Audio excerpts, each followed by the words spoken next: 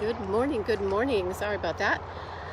I am here at the Urban Garden Center in Pearl City, and I haven't done a walkthrough update, and a lot of things are happening out here.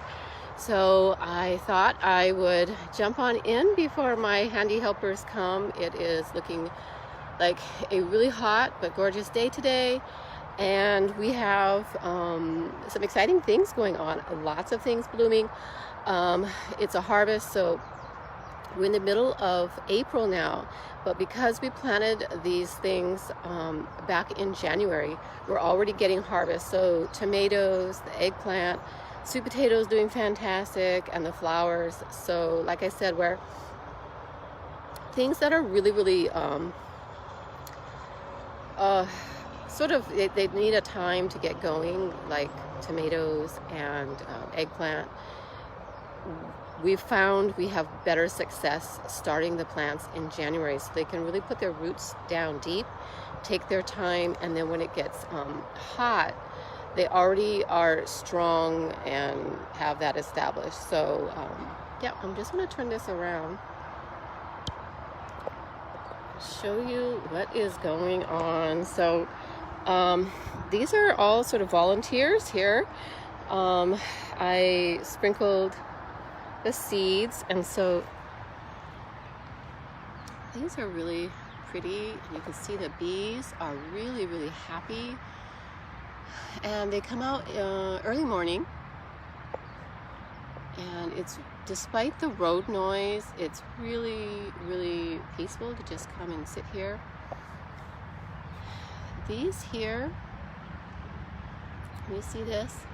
These are the seed pods. So you see the dark part on there. This one here, you see it's not as dark as the one here. It's because all the seeds are gone for whatever reason. Either a bird came and ate them, or they've already fallen off onto the ground. So you see we've got some volunteers, which I don't want. I'm letting them volunteer in this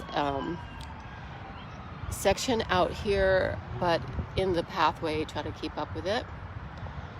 And a beautiful butterfly coming to visit. And so if you want a soft flowing, sort of cottagey looking garden, then self-sowing seeds on flowers are the way to go. They just drop and intermingle with each other, and you don't really have any control. The hot pink flowers that you see on the inside, those were, I think it was a year and a half ago, we planted some seeds.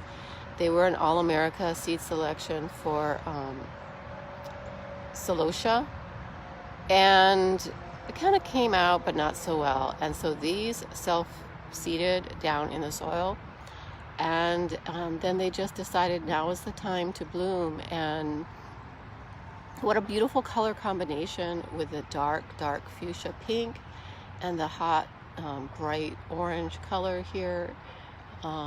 Like I said, it was self-seeded, they dropped, and then they decided when they wanted to come back and bloom, and it's a beautiful color combination.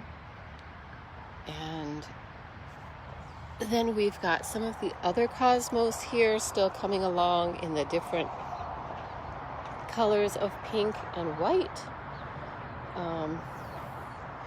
and another batch of them will be coming up here as they bloom.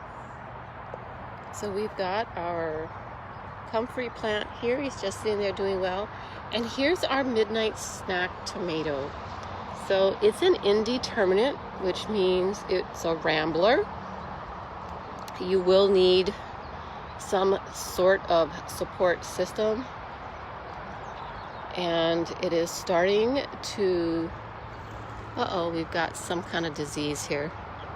So somebody went in there, some kind of wasp probably.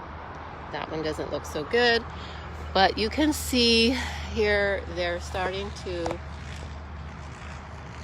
get ripe. and they really hide in there. But look at how beautiful that is. Isn't that beautiful? You have these dark purple. I'll head on over to another one over there, and those have made it to complete ripe. I don't know what happened there. So there we go. And then these.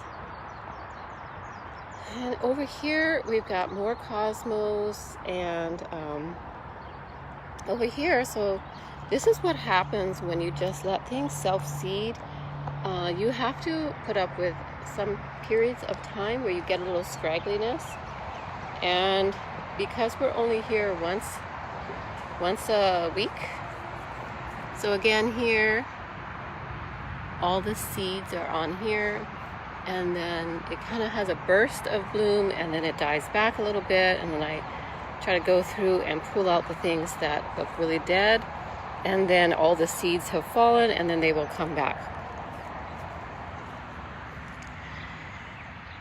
We have a dill plant here, and if you look carefully, can you see the baby? Okay, so that's the one stage of larva for the ladybug. They really like dill, and so we really like to have dill. It's not looking so good over here. I've turned the water off and away from it because it doesn't like a lot of water, and I think it was getting too much. And we're getting a little bit of new growth here, so hopefully that will we'll get a little bit more time out of that. Here's another unthirsty plant that we've got going over here. So this is a Thai basil. I know it's a Thai because the leaves are skinnier than the Italian type of basil that's round and fat. If you let it go to bloom like this, then you get a lot of pollinators in here, and it's just an attractive plant. So if you don't want to eat it, or it's not something that you use all the time, it's still something that you can use as a blooming plant, as a beautiful landscaper plant, and you can have edibles in your landscape. So the ladybugs get happy over there, and then I don't know if I can catch this guy cruising around. Here he comes, he's going up, and then he comes over here and they get on the flowers. So ladybugs, you want to make your garden ladybug friendly because they can eat a lot of bugs, and actually in their larval stage is when they eat the most pests. And we've got another eggplant growing over here in the corner. But these over here are going like gangbusters and have really been kicking out the harvest. So this whole thing here, you see, is one, and then we have another one here. I do have a support system on this. It's doing quite well now. I did fertilize about a month or so ago, a couple of weeks in a row. So I think 3 weeks in a row we did a spray with a foliar spray with fish emulsion, and then we had a lot of rain after that, so I didn't put that down.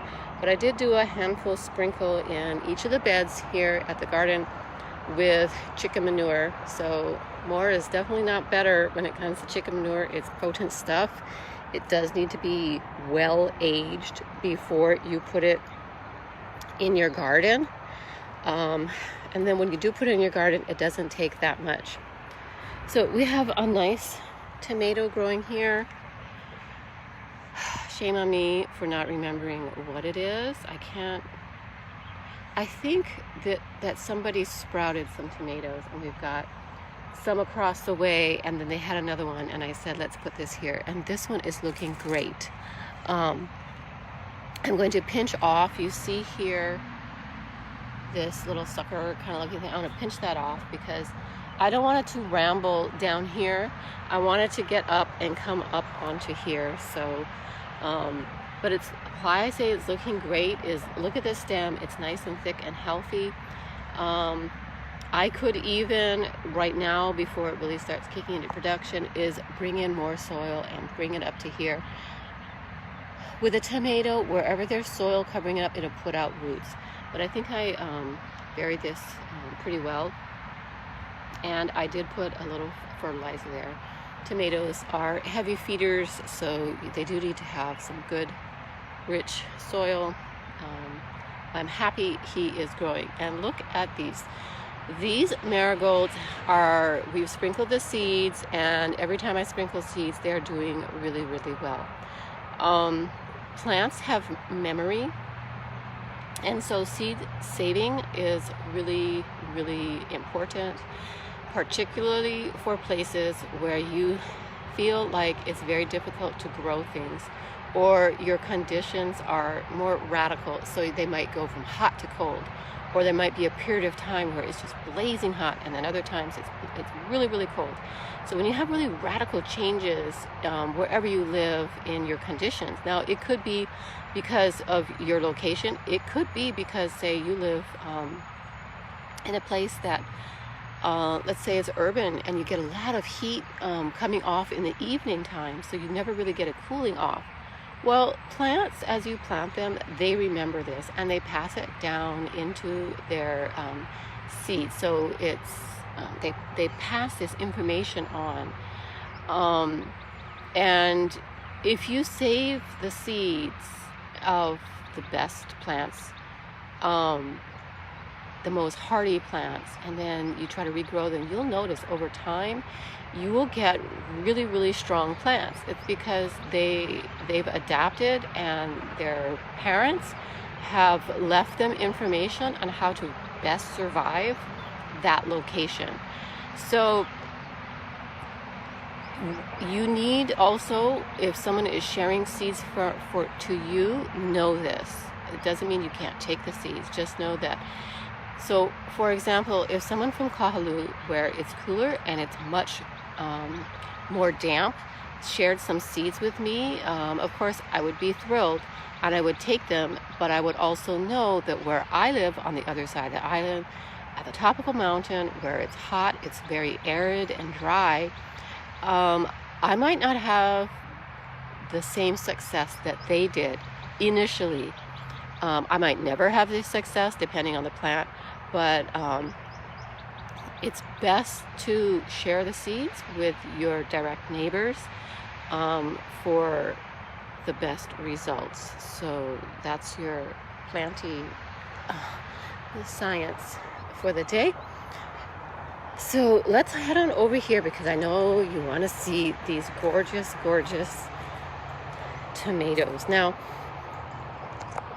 we've got this netting on it. We only had a piece that was big enough for 1/2. You're like, well, what good is that? Well, you know, maybe every little bit helps. So can you see in there? Look at those gorgeous tomatoes. This is the midnight snack. Good morning, Jessica. I'm so glad you're watching. So I'm doing a walkthrough of the Urban Garden Center in Pearl City where I volunteer, and everything is looking great.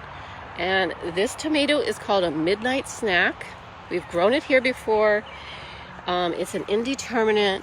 I'm telling you, it is really, really pretty. Look at this. It's really beautiful. And then as they ripen, they get this color, and then here we go with some that are completely ripe. So they still have the purple shoulders like this, and then they turn red.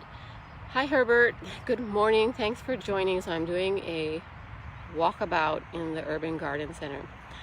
These are really good. I mean, look at how beautiful that would be in a fresh salad. But they're very low in acid. They're not sugary sweet. They have a nice texture. They're not mealy or anything. They are one of the few cocktail cherry type tomatoes that I personally like just eating straight. A lot of the other ones, I find they're either acidic or they have been hybridized to be so sweet. So this is the midnight snack. And again, it's indeterminate. So you get these ramblers. So you do need a nice staking system here. This one plant will cover this whole stake system that we've got here. We have this other tomato here. I don't know the variety. It was a volunteer in our little compost pile, but it is doing nicely. So it's a little bit larger than the midnight snack. It's not going to be a full-size tomato. It's going to be some kind of cocktail tomato type thing, but it popped up. It was really healthy, so I transferred it over here and kept an eye on it, and it looks like it's going to be a good variety. So I have to come back in and re-put that up. We have okra here, and it does so well from week to week, and that it gets away from us. And we have a beautiful little ladybug right here. He's a really pretty guy. Anyway, doing his work this morning for us. So one of the things on okra is you basically have to be on it every day or it gets woody. Even this one is probably just about at its peak as far as size. But look at this guy. Look at him, how big he is. You can leave them on the plant and let it be an ornamental. It's quite interesting to see how they grow. They are a really pretty plant. But if you let it stay on the plant and get woody, then you can use it as a decoration for wreaths or what have you. They're interesting. You can then let it dry and give it to a child and they shake it and it sounds like a rattle. So lots of fun in the garden. Even if it gets away from you, there's still something fun to do with it there. These are the crazy daisies that we've thinned out from that bed over there. They're getting really happy, but we are still waiting on blooms. That whole bed gave us one. We moved one over there by the tomatoes and we got one and to bloom, and we're still waiting on these. And these plants are 2 years old. So they look good, but no action as far as blooming. We grew these from seed. These are petunias.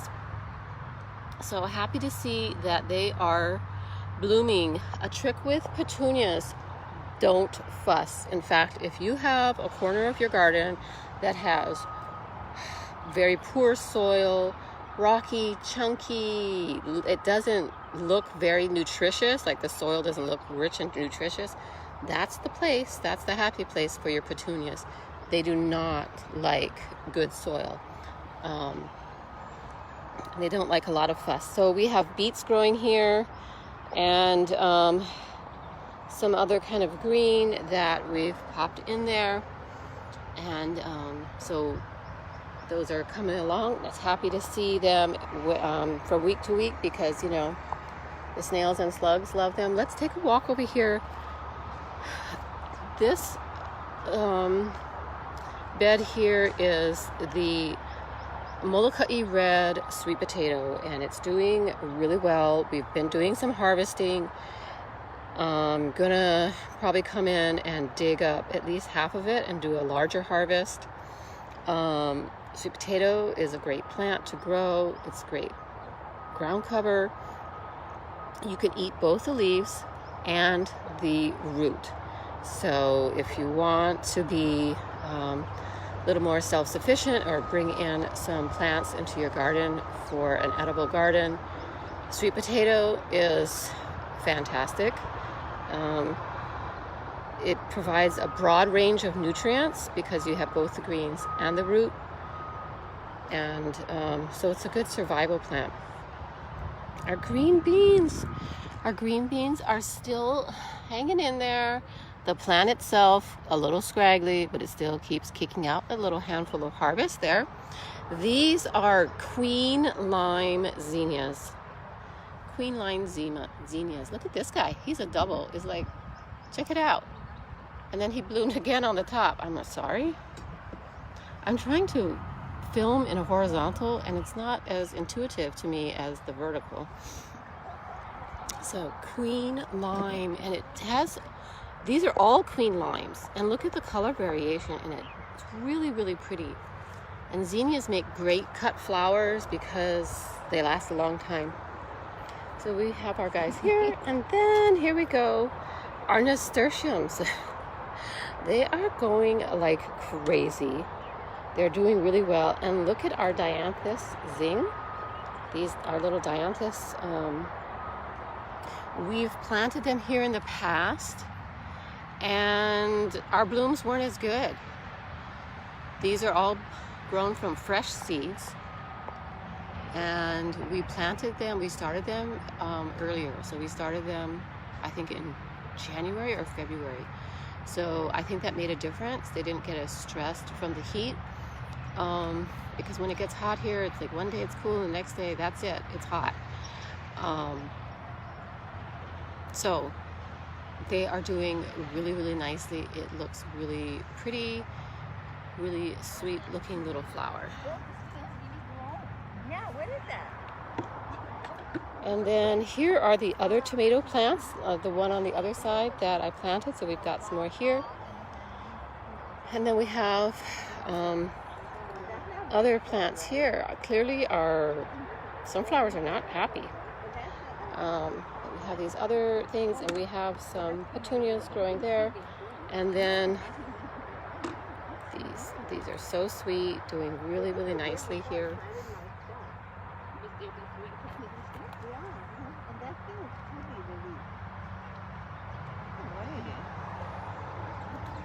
And then I'm going to head on over here. This is a place that we've been calling our dry zone, not watering unless we come once a week, and seeing how long these things. So these are jicama, and the first time we grew them, they looked fantastic. A really pretty plant, really pretty flowers on them, really, really nice. No action on the bottom, nothing. Not even a bump of a jicama. Well, come to find out, if you give them too much water, they will look fantastic on the top. They will not produce any jicama in the soil. So we said, okay, let's grow it here in our dry zone. So it's been watered this morning, but we shall see. And we had a volunteer patch of dill on the outside, so I said, well, that's the perfect place. Let it grow there. It's not going to get water unless somebody actually waters it, and so it's looking really nice and healthy. We shall see how big they get. We've got sweet potato planted in here, and these were started from slips, which is just say maybe a 12-inch cutting from the end of the greens, and just slip it under the soil, cover it up, and let it go. So it will be interesting to compare how long this takes and what this looks like with once a week watering, compared to the other ones that get watered on a daily basis. And we have things here growing. So we have periwinkles or vinca there. I can't remember what that plant is. It's some kind of flower. Of course, aloe does fantastic. Little to no rain. And this is a Cuban oregano. It's edible, but the taste is very mild. It has a really good smell, and as you can see, it does very well in low water conditions. We also have a couple of Thai basil tucked in there as well, and it is doing fantastic. I mean, this guy, he just grows slower with less water, but it takes a lot for it to actually completely die. easy to prune. You just snap off the rambling branches. Like I said, it smells really, really good. Another great edible to have in your landscape. I haven't seen it bloom. I'm sure at some point it will bloom, but it's mostly just for the greenery. And again, if you bump into it or you touch it, very, very strong smell of oregano. So I'm going to finish up over here with the flowers. I'm going to stop talking and we'll just see. Yes, it's going to be a really hot day. So for those of you watching, I hope you have a fantastic day today. If you have any questions or need clarification about anything that I rambled on about, please ask. But yeah, just take a moment and just relax and watch. Early mornings are the best for watching all the insect activity in the garden, on the flowers. So I see bees, I see lots of ladybugs, and some other type of beneficial fly. I'll have to look it up. Is it a mayfly? I can't remember. I have to look it up again and see what that is. So thank you so much for joining. I hope you folks have a fantastic day, and I will see you next time.